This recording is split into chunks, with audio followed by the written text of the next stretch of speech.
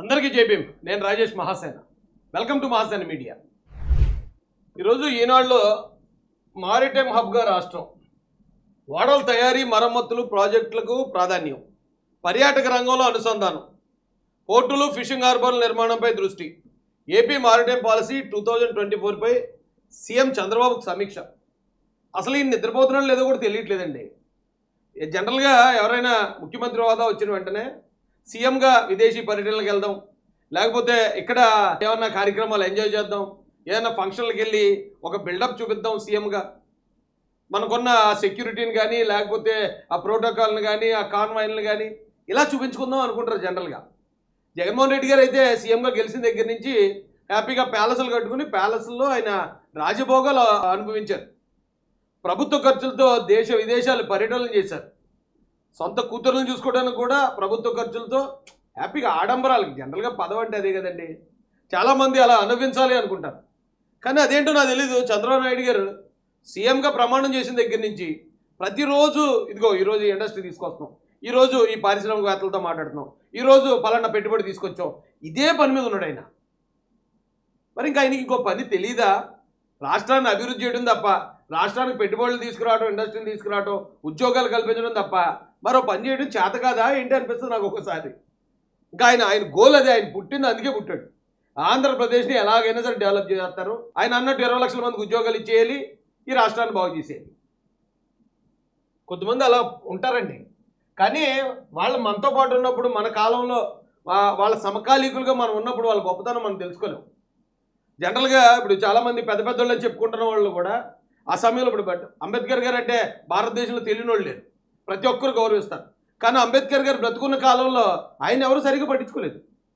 ఆయన పోటీ చేసి ఓడించారు. ఆయన ఎక్కడికైనా వెళ్తే ఆయన మీద కోడిగుడ్లతో ఇలాంటి అవమానాలు ఎన్నో అనుభవిస్తూ ఈ రోజున ప్రపంచానికే భారతదేశం పేరుని దశ దిశలా వ్యాపింపజేసే స్థాయికి డాక్టర్ బాబాసాహెబ్ అంబేద్కర్ గారు ఎదిగారు.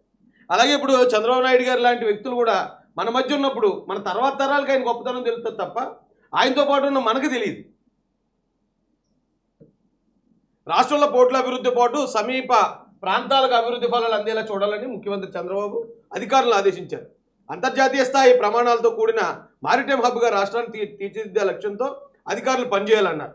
ఏపీ మారిటైమ్ పాలసీ 2024పై సచివాలయంలో ముఖ్యమంత్రి అధికారులతో బుధవారం సమీక్షించి నౌకల నిర్మాణానికి సంబంధించిన షిప్ బిల్డింగ్ క్లస్టర్లు, ఇతర అనుబంధ ప్రాజెక్టులు వచ్చేందుకు వీలుగా చర్యలు తీసుకోవాలి. పోర్టుల్లో సరుకు నిర్వహణ సామర్థ్యాలు పెంచుకోవడంతో పాటు రోడ్డు, రైలు కారిడార్ను అనుసంధానించాలి.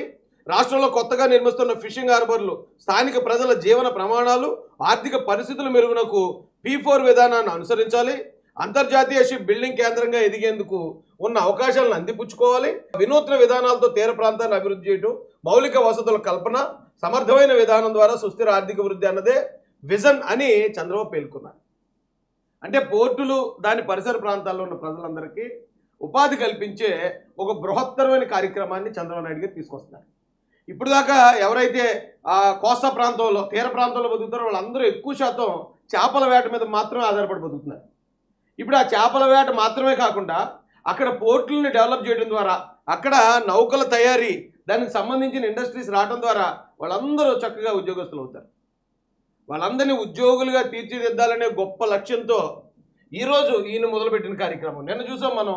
నిన్న అమరావతికి అక్కడ డీప్ టెక్నాలజీ రావాలని కానీ, లేదా అమరావతిలో ఆర్టిఫిషియల్ ఇంటెలిజెన్స్ గురించి కంపెనీలు పెట్టాలి, 10 లక్షల వర్కింగ్ స్టేషన్లు నిన్న అది. ఈరోజేమో పోర్టులకు సంబంధించి ఇది. రాష్ట్రాన్ని 4 వైపుల నుంచి అభివృద్ధి చేయించడం, ఆ అభివృద్ధి వికేంద్రీకరణ అంటే ఇదండి. కొంతమంది తెలియదు అది, మనం ఎంత చెప్పినా కూడా.